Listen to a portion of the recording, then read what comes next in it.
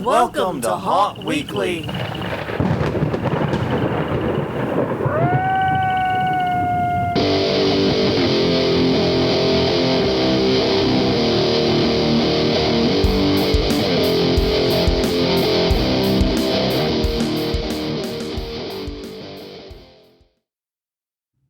Hello, everyone. I'm Jonathan. I'm Crystal. And this is Haunt Weekly, a weekly podcast in the haunted attraction entertainment industry.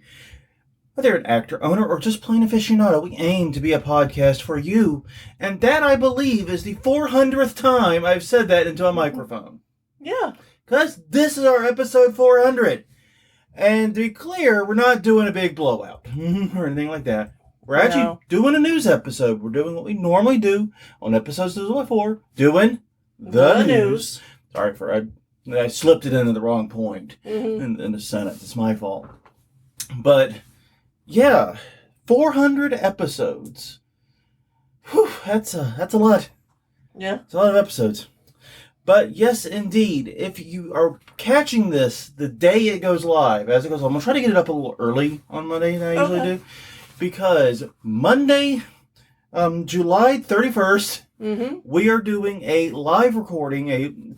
We're not really an episode per se. It's just more of a hangout and chat. Yeah. Yeah. We're going to be doing it on our Facebook page, facebook.com/hauntweekly. So please feel free to stop by. It'll be starting at 9 p.m. Eastern, 8 p.m. Central. All you other time zones get to figure it out on your own. But yeah, I'm looking forward to this. We've already got the question of the week this week. We're going to do that cover that in a second. Yeah. But definitely, I'm actually excited. We've already got some great questions and some great topics to talk about on that. So we're just looking to hang out for an hour or so. Yeah. I think it's pretty nice, and hopefully y'all are able to join us.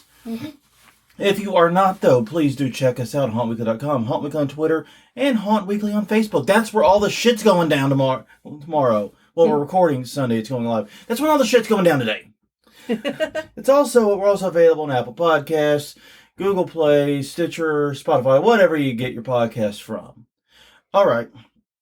Now, every week we do ask a question of the week, but this week we're not covering your answers. You can't make us. No, because we asked, what questions do you have for us on episode 400? Yes. This happens to be episode 400, but we're not answering them here. We're answering them on the live show tomorrow. And I do know, because we'll be doing it through Facebook, if you're not able to make the live stream, boo. But also, we understand. There will be a recorded version of it up. Yeah. So if you're really curious about what the answers are, you can check us out there. Yeah, we got a lot of great ones, and I've been putting some thought into a few of these, because we ask y'all for questions, and some of y'all hit deep ones. Yeah. Yeah, I guess I should, catch myself up on the conversation. Yeah, it'd probably do you a little good. Yeah, it's probably not a bad idea. The other thing we're skipping this week is the conference reminders. Yeah. And the reason for that is that we've only got one thing coming up. It's coming up in September. I need to go through and do every 6 months or so, I have to do a complete rebuild of that list. Yeah. So I'm going to do that hopefully sometime this week. And we have a surprising amount of news to get through. Yeah, we do. We actually have a lot. So, yeah, I guess we should jump on in. Crystal, lead us off. Okay. So, first off is new Stranger Things Haunted House coming to Universal Studios. This is by Paul. So basically, HHN has started to release what houses they're going to have. Yeah, and that's great because that's often how we subsisted our news episodes during the spring and summer months. But they're finally actually making some real announcements. This is one of two, actually. Yeah. We got a bundle here. Yeah, exactly. So, but yeah, the first one is going to be a new Stranger Things one. Now, they did it a few years back. Yeah. Or maybe even last year. It was last year, yeah. And people said it was fine. I mean, the thing about the HHN houses is they're always really short.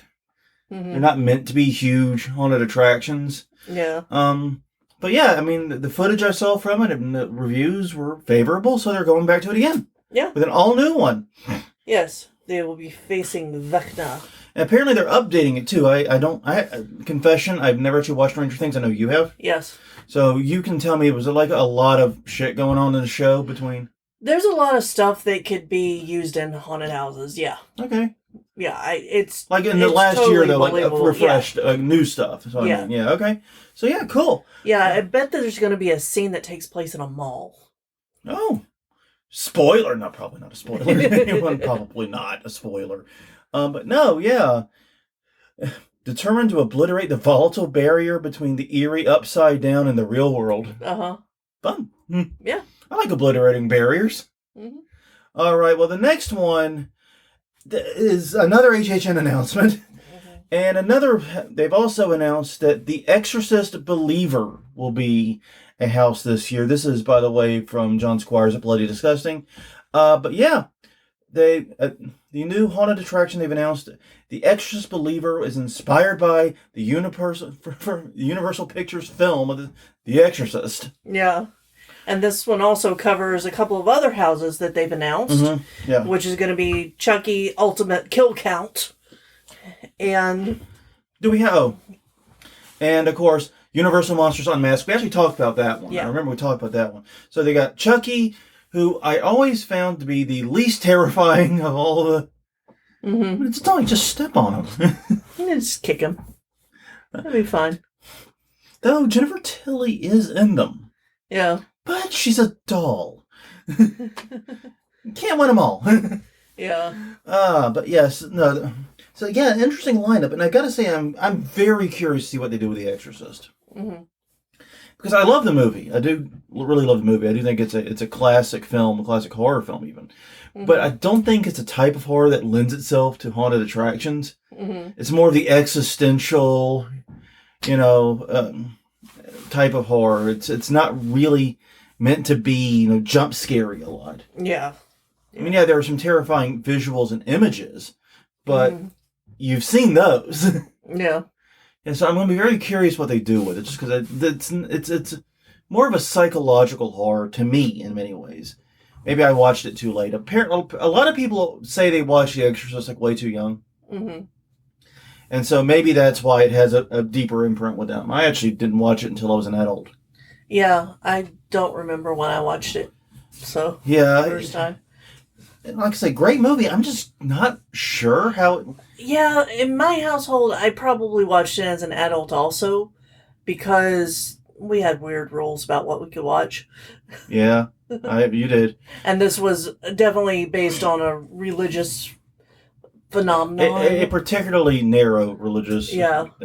But the other thing about it is, like, so many haunts have an exorcism room of some sort, based upon The Exorcist. Right. I mean, The Exorcist is why exorcism, and now that word is getting really hard to say. Mm-hmm. It has such a cultural status in our society, because apparently in like other places, it's just not anything really. It's not certainly not something like not lay people will be familiar with. Yeah. But well, so there was a Spanish horror film that we watched. Yeah. That was based on an exorcism. Yeah. But it wasn't called The Exorcist. But yeah, I mean, it does exist in other cultures, but it's like this is what made it an American thing and brought it into our culture. That's true. And so we go to haunts and we see the exorcism room. I have seen a few exorcism rooms that were done well. Mm-hmm. I have seen a shit ton that were done terribly. Oh, I had to work with that stupid animatronic. Oh my god, that's right. It was actually from the movie. Yes, it was. The Spit and Debbie. Yes. It was based at that thing is terrible. It is so slow. Worked my ass off to keep people in that room so that she could spit. Oh man. I remember you hating that prop more than just about anything else in the whole of your existence. Yeah. It was yeah. Yeah, and they had put the timer for it way back. So it tripped and it still had a long time before people saw the effect. Yeah. Anyway. Yeah, it clearly was not timed for a free roaming haunt. Correct. How about that? Yeah. Well, okay, we don't normally cover these, but this time around we want to help a fellow home haunter going pro. Mm-hmm. So if you happen to be, oh Jesus Christ, what neighborhood was it in? You just. Actually, it's. Hang on, sorry about that, folks. It wasn't in the notes. Indiana. Indiana, thank you. Nightmare on Eastbrook was spent 10 years as a home haunt. This year, they're making the jump to go pro. Yeah, Southern Indiana, thanks. But yeah, they are making the jump to go pro. And they say the new haunt is 17,000 square feet. That is a pretty good size for a first-year haunt, I think. Yeah. First-time haunt. And they are desperately, or maybe not desperately, but they are seeking actors to help fill out their ranks. Exactly. I don't want to put words in their mouth. So if you're in that area and looking for a new haunt to work at or partner with or do stuff with, maybe check it out. This article is on WKDQ. And we'll have the link in, as with all the stories, in the show notes. Yeah, exactly. All right, now. Like it's going to be a good time. Yes. Now, the next one is the Explorium. Explorium, sorry. It's misspelled in the notes. That's my fault because I put them together. The Explorium Science Center in Mobile, Alabama, has a fear immersive exhibit based on fear that you learn about how fear works, the psychological effects, and it's interactive. And you get to explore phobias, myths, urban legends, other things. Yeah. So, possible announcement here. Yeah. Don't be surprised if episode 401 is about this. Yeah, because we're looking at possibly going next weekend. So if you're in the Mobile area and want to hit us up for a drink or something afterwards. Yeah, let us know. We'll be in Mobile probably early afternoon Saturday. Yeah. Late morning, early afternoon. We're not wanting to get there like super early. No. And we have to be back that evening. Yeah. So we won't be able to even spend the full day in the area. But hey, there's enough time there to grab lunch or something. Exactly. So yeah, I'm looking forward to this. But yeah, I had no idea there was a science center in Mobile at all. We'll just start at the very beginning. Well, yeah. But yeah, they seem to be doing some really cool stuff here in this fear exhibit. Admittedly, the information online is very vague. Yeah, it is. Because it sounds like museum plus interaction, but it doesn't sound like a haunted attraction, but it sounds kin to it. Yeah, and this is my understanding, this is a fairly child-friendly museum. Yeah, and what we may do is we may see if we can find some other little like roadside things along the way between here and there. Yeah, we absolutely have to do that. Yeah. So I might look up roadside attractions along I-10. Yeah. Because there's got to be something really cool we haven't seen. Exactly. So yeah, fear, and that's all capital letters. Fear! Yeah. I just sounded like I had a hernia as I did it. That's terrible. Well, it says that you get to experience, you know, the different types, like claustrophobia and... But I'm not claustrophobic. I know, and arachnophobia. And I'm not arachnophobic. No. So I don't know. I think we're in for an adventure. Yeah, I'm very curious because, like, if there's any way I could experience what claustrophobia feels like, that actually agoraphobia would be more useful for me because that's my dad's thing. He's like super agoraphobic, which is really bad because he loves the beach and the mountains. Yeah. Both of which are not good for agoraphobes. Yeah. But anyways, he has been doing a lot better though, actually, in recent years. But regardless, no, this sounds cool. We have tentative plans, emphasis on tentative. Yeah. No, we ain't booked anything yet, that's what I'm saying. No. But I did make a map. Yes. I did do a map. And for those of you who know, that means it's happening. Yeah. That's when it's real. Yeah, exactly. It's going to happen at some point. When Jonathan busts out the Google Maps and has layers, you know there's going to be, it's going to happen. So that's what we did today. Yes. I read this story and I'm like, why didn't we do this already? We didn't hear about it. And honestly, it's kind of weird because the story came out and it looks like the exhibit had been going on for some time. And one of the reasons we're trying to go next weekend is it's supposed to close sometime in August. Yeah. Which is weird they didn't give a date for it to close. No, they just said some summer. Well, I think they said through adventure. August. Yeah. But yeah, I mean, if we're going to do it, we basically have to do it now. Yeah. Because no one's schedules are getting easier after this weekend. No, so I'm hoping that, well, if it closes in August, then I'm hoping it's open next weekend. Oh, it should be. Yeah. I think they said through August, if I remember correctly. But, I don't know. But they didn't have a date. No. They were very, very vague. They were. Which is weird. Anyway. All right. Well, hey, a haunt that is, even though we've had absolutely zero interaction with them, has won our hearts over time and time again. Spookers in New Zealand has reopened. Now, you might have heard of them from the movie, the documentary called Spookers. Kind of makes sense. Mm-hmm. But they are a year-round, or they were / are again, a year-round haunted attraction in New Zealand. So many awesome words there. Yeah. It's very hard to, oversell that. But they are opening. Now, they were thrown into some limbo, we'll say, by the pandemic. Right.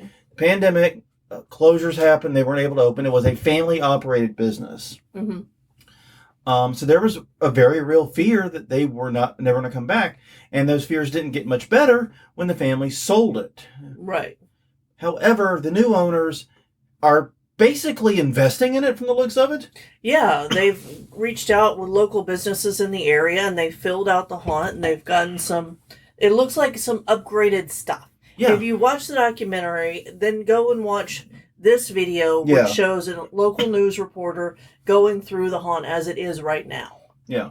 It's a bit like when your character levels up and gets better armor in a video game. Yeah. Just a generally better look, I think. Yeah. So, yeah, they've invested some money in it, and they have officially reopened after a very, very extended closure. Yeah, and if you're not keeping track of what Spookers is doing with their social media, you need to get on that. Yeah, you're missing out, man, because I will agree. I'm trying to be less and less of a social media person. Yeah. But but Spookers is one of the things that makes social media worthwhile. Yeah, Spookers is all over my reels, and I'm there for it. That's great. That's where they should be, man. That's exactly where they should be. So, next up, Chapel of Horrors. So, because of the strike that is threatening film work. So, both the writers and the actor strikes. The writers and the actors. And what people aren't realizing is that involves all of the crew behind the scenes, too. It's not just them, but it involves work for everybody. And it's bad when people talk about, the actors, they didn't get enough millions. The number of people that get $millions per film, you could probably count on your body if you take off your pants. Okay. No, just kidding. Well, but anyways, the point of the matter is, it also covers actors who really and truly are barely scraping by. Yeah, I mean, anyway, so Xavier, Let's get back to the story. This is from Xavier Board in Wilmington, North Carolina. At Port City Daily, yeah. Yeah, Port City Daily. This sounds like awesome thing. I'm going to be talking about it in just a second. But it's 12 hours from here. So if we want another adventure in October.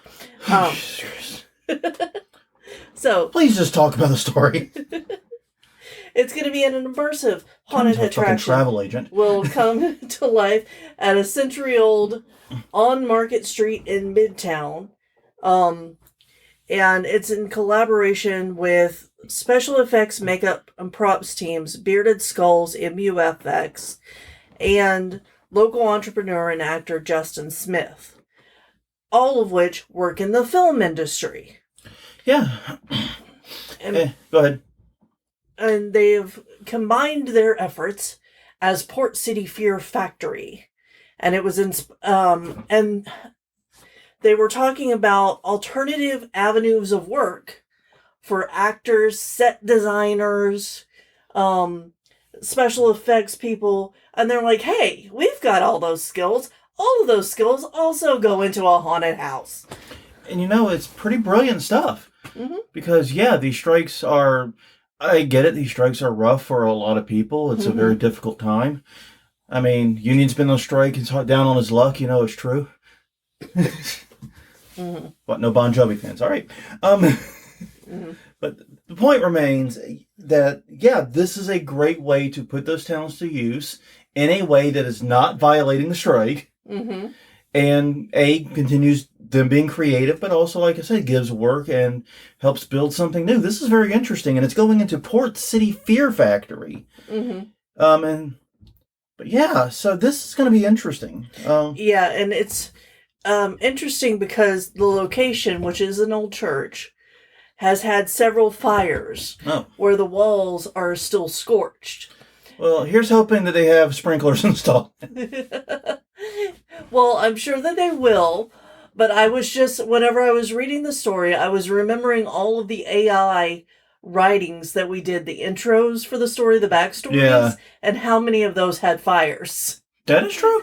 So That is true. I just wanted to include that in there because of So that. yeah, but they also talk about how they're very into the idea of immersive storytelling and using the medium to tell a story. So that'd be really interesting because filmmakers do know how to tell a story through a purely visual medium. Exactly. Which, from a storytelling standpoint, is pretty much what we're working with here. But see, I've always been curious how well, because like we know that like 13th Gate built a great haunt and then it got used in film. It went that direction. Well, their set designer Or hired, works in the set as but I don't set think designer in Hollywood. And I may be wrong. I don't know his entire history. But I don't think Dwayne ever worked in film industry that I'm aware of. I have no idea. But I think they were just friends. But they built a haunt. They got used, and these are filmmakers that are using filmmaking stuff to make a haunt. Yeah, it's the reverse. Yeah, it is. That's what I'm trying to get at here. And I think that's A, really cool, and B, I'm going to be very curious about how well it does and the results of it, because honestly, it looks pretty good from what they showed, so it looks interesting. Yeah. All right. Disney's Haunted Mansion listed on sale and Zillow. Once again, I'm on Palm at KTLA. This is obviously a marketing gimmick. Yeah. If you didn't figure that out, but I actually thought it was a really creative one. So we kind of had to throw it in here, but yeah, basically what they've done is they've been listing the Haunted Mansion in various Zillows. I think you can find, supposedly, I know we found the one in New Orleans at one point. Well, yeah, because the house is in New Orleans. The movie is set in New Orleans. Okay, so it's just that one. I thought it was one for every community. No, we're special? Yeah, we're special. I feel so loved. But yes, indeed. They've listed it on Zillow, and the whole idea is to drum up get people talking about it. Guess that worked. But the article also notes with the SAG-AFTRA strike going on, their premiere kind of got dampened because none of the actors could show up. Yeah. Like none of them. So they had the characters, and they announced, and they did this to drum up support too. But I got to admit, even maybe I'm not the happiest camper in the world with Disney right now, or any of the movie studios right this moment, but this is clever. I really wonder if there's a possibility for haunts to do something similar in their cities. Yeah. Because I think it'd be a neat thing to do, and it would, local media eats this shit up. Oh, yeah. Well, and... I mean, this is a local media story, prove my point. Yeah, it is, and there was so much news about the Haunted Mansion movie. Oh, God, yeah. So much news. Speaking of which, no.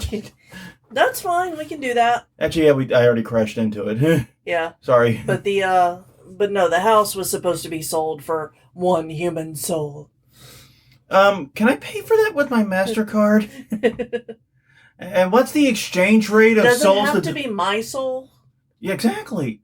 That's what I was thinking. Anyway. I can go borrow somebody else's. Take a soul loan out from the bank. But no, it was definitely cute. And like I said, the story I accidentally crashed into, I'd forgotten it was two separate stories, is that the Haunted Mansion premiere, they had Disney characters and characters from the ride attend rather than the actors, because the actors could not as part of the strike. Exactly. So yeah, it's interesting. But I do love this approach to gaining some publicity, because I bet other haunts could do this or something similar.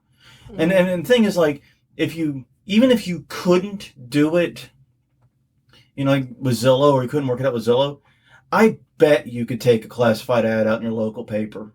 Yeah.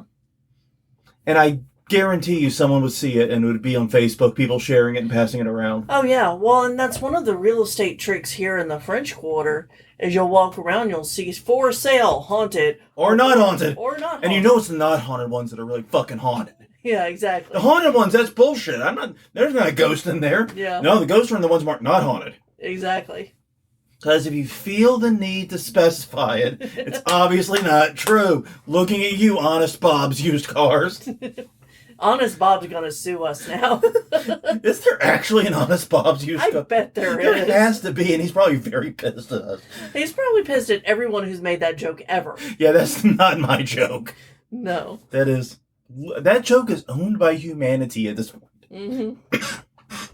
But yeah, no, it was a very interesting idea, and I do think Haunt should look to that.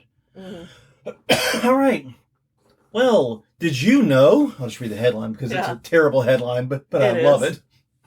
Did you know the world's longest haunted attraction? I said longest haunted attraction is located in Monroe, New York.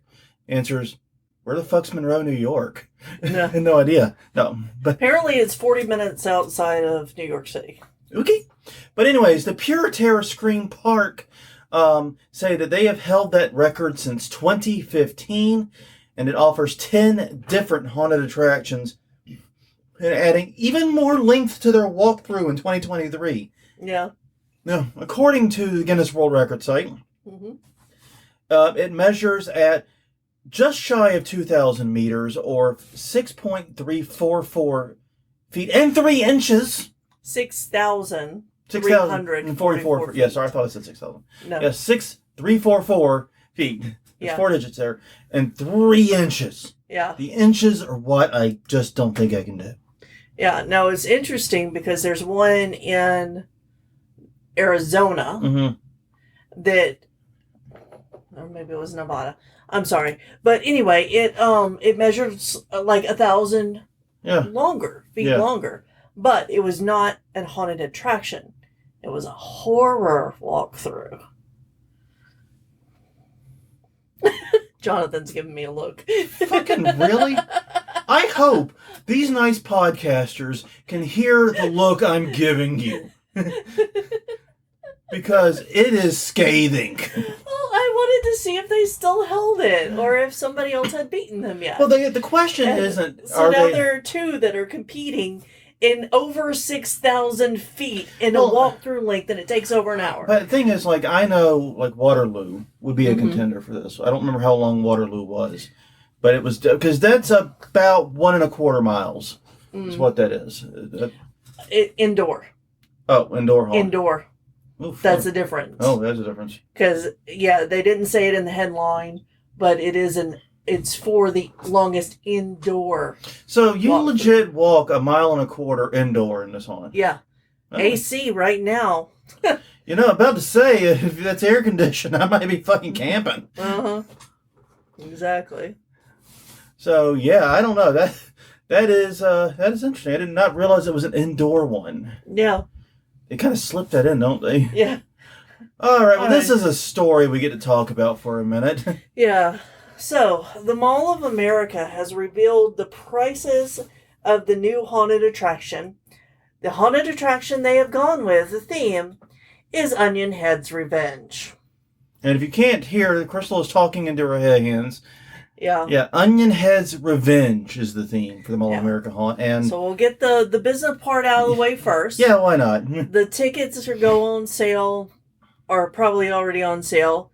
And you can pick from 3 levels, ranging in price from $34.95 to $99.90 for the Monster Pass. And that comes with 2 free drinks, plus all of the getting to go through all of it. But what caught our attention is the article mentioned that this is a quote-unquote local legend from Slidell, Louisiana, which for those who don't know, Slidell is basically just east of New Orleans across the lake. Yeah. We will, if we do the Biloxi thing, we will pass through Slidell, basically. Yeah, Mobile. Mobile, yeah, sorry, Mobile. Yeah. Yeah, if we go to Mobile, I always get the 2 mixed up. I don't know why. I don't know either. And maybe I need to go listen to Wacko States and Capitals again or something. I don't know, get my geography right. But the point is, actually that doesn't help because Mobile's not the capital. No. It's Jackson, Mississippi. Just realize how stupid that is. Good try. God damn it. What the fuck were we talking about? Onion Head. Oh god, that was the wrong inflection for that. Yes, it was. I was just excited I found my place. I know, your brain snapped back. That was the wrong inflection. Wow. So, I'm going to read from the article. Exactly. According to local legend, Onion Head is the cruel nickname forced upon a young man from Slidell, Louisiana, who was brutally murdered by a vigilante mob after being wrongly accused for the murder of a young woman. Consumed by rage, the assailants hacked his body into 13 pieces and scattered them in a nearby cemetery. Swearing vengeance, his mother put a hex on the townspeople who took her son. In the months following, those responsible for Onion Head's murder were each victims of gruesome deaths. Locals still report seeing sightings of a monstrosity hideously stitched together, stalking the cemetery out for revenge. Okay, so they left some details out in that version of the story. Yes, they did. They omitted. Okay, because here's the thing. We've never actually been to downtown Slidell. Yeah. We realized that when we were looking up something unrelated earlier. Yes. I saw that this legend was from Louisiana. And then I saw it was from Slidell. And then I went down a fucking rabbit hole about Onion Head. Yeah, and it's a very depressing rabbit hole. It is. Because they left out the fact that Onion Head was, according to legend again, was an albino black man. Yeah. Who was also visibly disfigured. Mm-hmm. And probably, from the descriptor, mentally having cognitive issues. Yeah. I mean, like serious ones. So basically, it's a handicapped albino black guy who's disfigured as our villain. Yeah, that's the person who was killed by a mob. Yeah, and then was because the monstrosity that came back. Yeah. The quote-unquote monstrosity, I should make it clear. That's directly from the article. Yeah, there are so many problems. It is, okay, and the thing about it is this, right? Like, I had not heard this urban legend. No, that's why I went down the rabbit hole. I had not, and you had not. And you've lived in Louisiana for a very significant portion of your life without me, even. Yeah. So, like, you lived in Louisiana during peak urban legend age. Yes. Right? I did not. So I totally see how I got missed. I grew up in South Carolina. Ask me about the lizard man. Yeah. I got you covered. Yeah. But the point is... And I was even a kid who was into this kind of thing. Yeah. And, so I should have heard about this. Yeah, you really should have. And we found a bunch of articles, but admittedly, we didn't find that much going back more than like 10, 15 years. Yeah. So 2009, I think, was the furthest back. But that doesn't mean it isn't older than that. It probably is. But it also might be why we didn't hear about it, because it was making its rounds in a bigger scene after we were already no longer telling campfire stories. Yeah.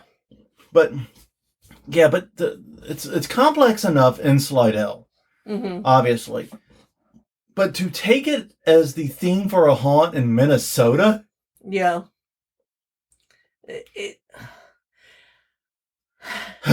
it is an actual legend based on, like, made-up stories, you know, and I believe it is made up. And nothing about it's real, then, you know, that's one thing. But it still has implications and complications because of the racial disparity of when this time was happening. Literally everything about Onion Head raises complexity. Yeah. Literally everything. Mm-hmm.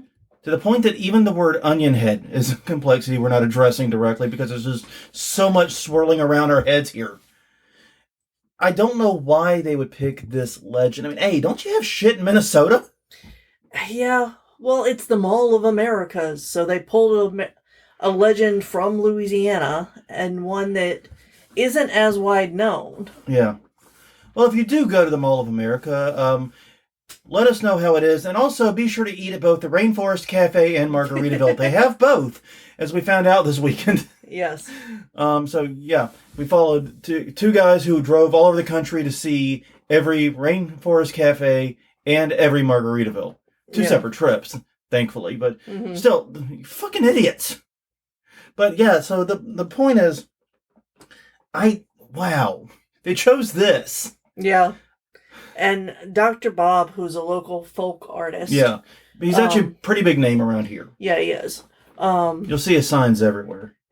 his hand-painted signs. Yeah. Did artwork around Onion Head, and that was in one of the stories that I found. And he is genuinely a local artist, and I'm grateful that they found got a local artist. But granted, he's local to New Orleans, not Slado. He didn't have anything to do. Oh, with I thought. I'm sorry. I thought. What? No, I just put that in as a related article. Oh, that this is an actual. Okay. An actual legend that is from the area, because I didn't think it was. It's the only time reading the article gave me less information. Yeah, sorry. It's all right. But the point is, it's I don't know. I could not. The thing about it is this. A haunted attraction is a great storytelling medium. Yeah. It really is.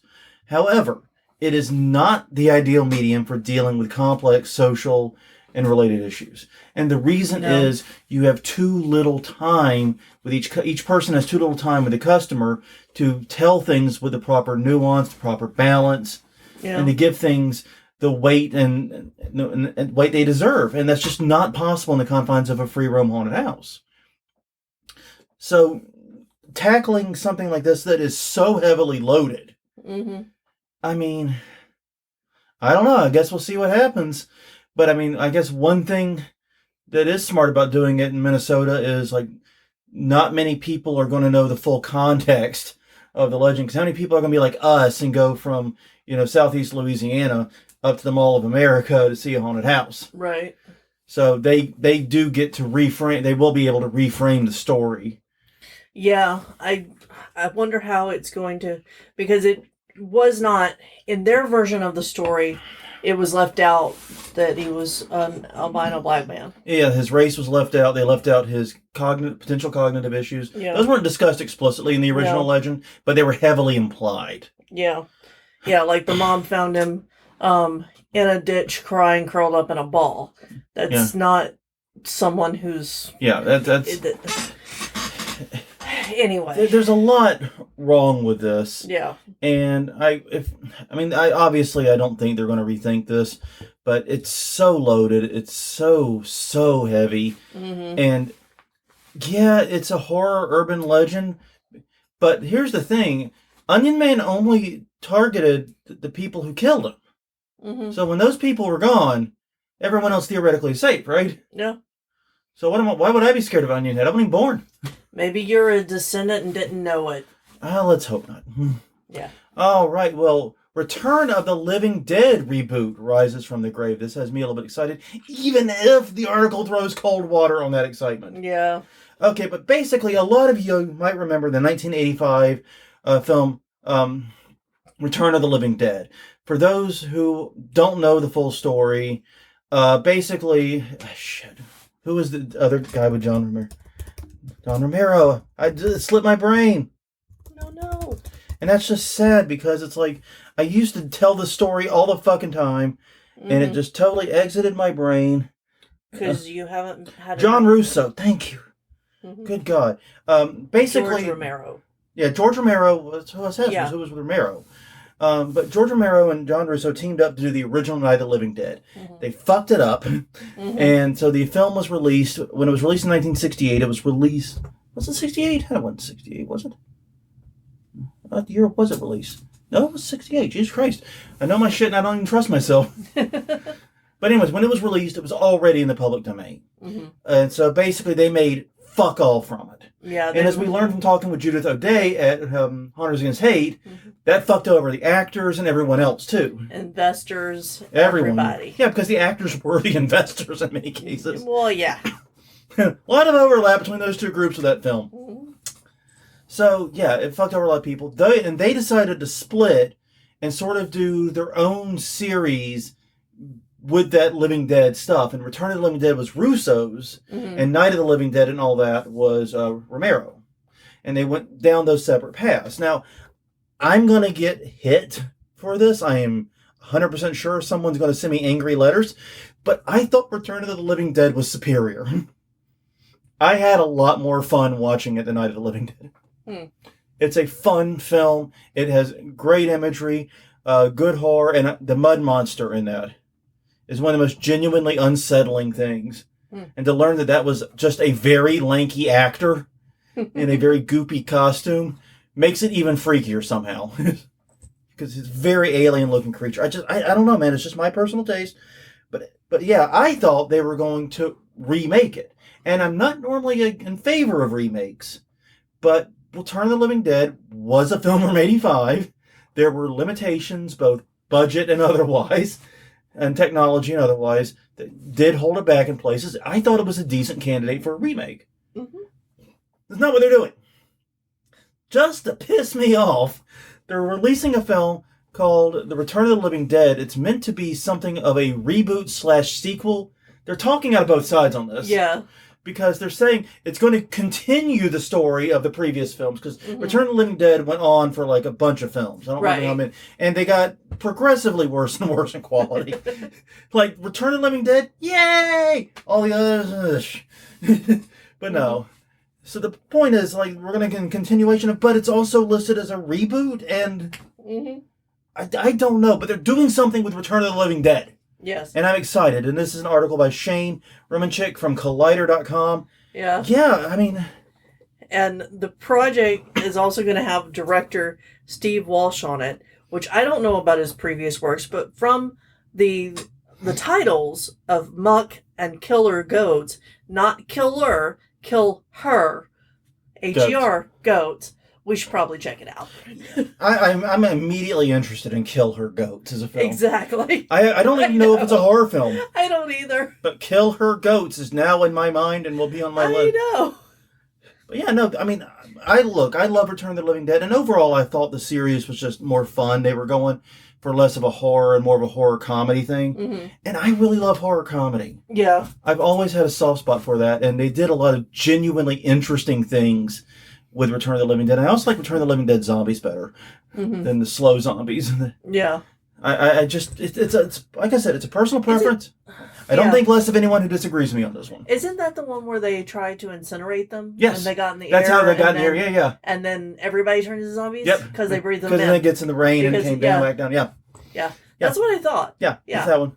It's that one. And I loved that idea because the whole point was the toxin or the whatever it was can bring any formerly living thing back alive. Yeah. So you have like taxidermy dogs coming back to life and shit. It's just great. Yeah. And it allows for really so many creative opportunities to play with that idea. Yeah. Because they were in like a warehouse that stored like stuff for biology labs. So like a vertical slice of a dog and it was talking and coming back to life. Exactly. It was amazing. It's just a fun film. Well, it gave them talking powers too. Yeah. Well, nobody knows how that part works. Like, someone made the point, you don't have to shoot a zombie in the head. You have to take its legs out. Because they don't call them broken legs because they work if you just, will them to. I'm like, maybe, but then they crawl. Yeah. And besides, it's the kind thing to do. Anyways, but no, I'm going to be following this. This is one of my favorite horror film series. Well, okay, horror films, not horror film series, because like I said, they did not improve. No, they did not. There's definitely a room for somewhere to go up. Well, we have two. I don't want to say they're happy announcements, but they're both more upbeat things to end you on. Yeah, unless you wanted to do the thing that we took out.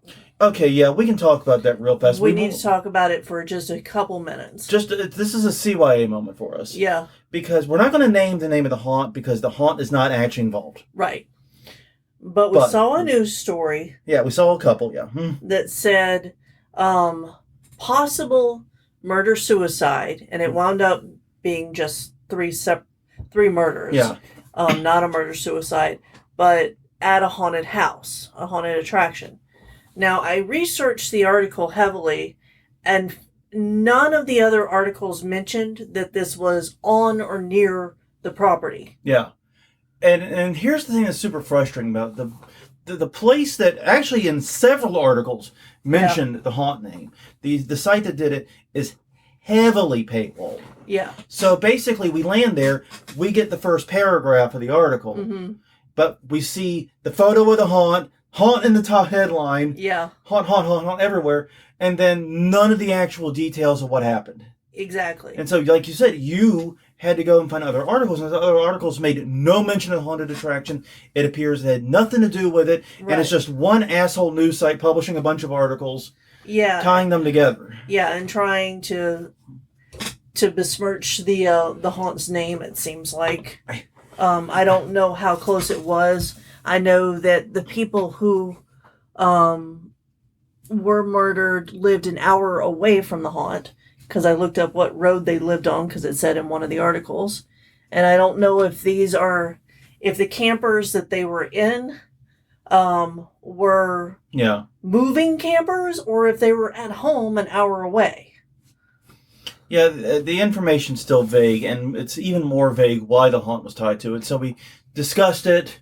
Yeah. I presented the link, but was hoping that we'd get better versions of the story. Yeah, because this came out in early July. We've been kind of biting. I was very grateful this happened early in the news cycle, so we could spend the time to make sure we got the correct article. Yeah. And then as we got more news and more articles, nothing about the haunt. Yeah, nothing about the haunt. So it may have happened somewhere geographically close. That's our understanding. Like I said, don't want to mention the haunt name, because I'm not going to, throw a haunt's name under the bus if they had nothing to do with it. And it seems like they had nothing to do with it. Yeah. All right. 2 more upbeat things, even if one of them is sad, but also upbeat too. So yeah. Next item. Sinister Visions is hosting the 17th annual costume contest at Flashback Weekend in Chicago HorrorCon. This is from the Sinister Visions Facebook. Yes, exactly. But the reason we're mentioning it, because it had a great photo of Chad Savage and Svengoolie together. Yes, and of course we are Svengoolie fans here. Yes. I haven't watched it in a while, admittedly, but we are Svengoolie fans. Do love us more than a little Sven. But yeah, no, that is so cool, and I don't know. I've always popped for Svengoolie on my feed. Exactly. And the second one is kind of sad. Yeah. But I'm also kind of happy. Yeah. Haunted Hydro in Ohio is celebrating 34 years, and the owners have announced that they are retiring. There is a video to watch. It's a 9-minute video. It's a 9-minute video. Crazy Bob. Yeah, Crazy Bob. The Crazy Bob character is also being retired. It sounds like the haunt will continue without them. Yeah, the haunt is definitely continuing. They don't expect major changes. He did hint that there may be a Crazy Bob, visit. He may come in. This season, but yeah, they are retiring after 34 years. Yeah, that is wild. Yeah, I think you deserve a little bit of rest. You know what? Good for you. But I gotta warn you of something, y'all. Gonna warn them both of something. Haunters don't retire. We just become seasonal attractions. Yeah. We become attractions unto ourselves. And that is something that I've seen happen to various friends of mine who retired from the haunt industry, but just can't quite stay away. And so they become they're part of the recurring cast, not the full-time cast. Yeah. On a haunt. So that's a thing I've seen more than a few times. But seriously, if anybody deserves a retirement, it's these two for celebrating 34 years of working on this. And by the way, according to their site, I did not know this, Haunted Hydro is the only haunted attraction in the world located in a hydroelectric plant. That is interesting. Now, I don't know why another haunt would be in a hydroelectric plant. Well, I can't, I read their name and I think about Hydro the Battle Block. Oh, I mean Hydra. Hydra, yeah. But it's the same team colors, the black and red. Yeah. And I immediately think Super Soaker and like giant squirt guns, the Hydronator or whatever. But because it's water, obviously, that's the theme. Everything is water-oriented here. Yeah. So, yeah, and then when we're in New Orleans, of course, everything's water-oriented. You can't face any way that isn't water-oriented. That's true. But, yes. Congratulations on retirement. So happy for you. Just don't be surprised if you get suckered back in. No. Happens to the best of us. You might miss it more than you think. Yeah, you might. But no, they definitely deserve it, and I'm super happy for them. And Haunted Hydro is a haunt we've known of. We've heard about them before. Yeah. So, I don't know as much about them as I do other haunts, admittedly. But it was a place, and it is still a place that I would like to go sometime. Yeah. Well, on that note, everyone, thank you very much for joining us. Please, once again, if you're listening to this as it goes up, Monday, the 31st at 9 p.m. Eastern, 8 p.m. Central, we are doing a live chat where we're taking your questions, hopefully giving you some answers. Just going to hang out. We don't want to do anything like super formal or structural. We'll bring a few topics for us to talk about if things get a little quiet. Yeah. So yeah, I'm looking forward to that. It's going to be a lot of fun. Come join us. Facebook.com/Haunt Weekly is the location. And we're at other places too. We're at HauntWeekly.com, Haunt Weekly on Twitter. YouTube.com/Haunt Weekly is the YouTube channel. It is a great and easy way to catch up on previous episodes. You can also find us wherever you get your podcast from. But until tomorrow now, or today, later today, I'm Jonathan. I'm Crystal. And we will see you all, hopefully on the live chat, but if not, definitely next week.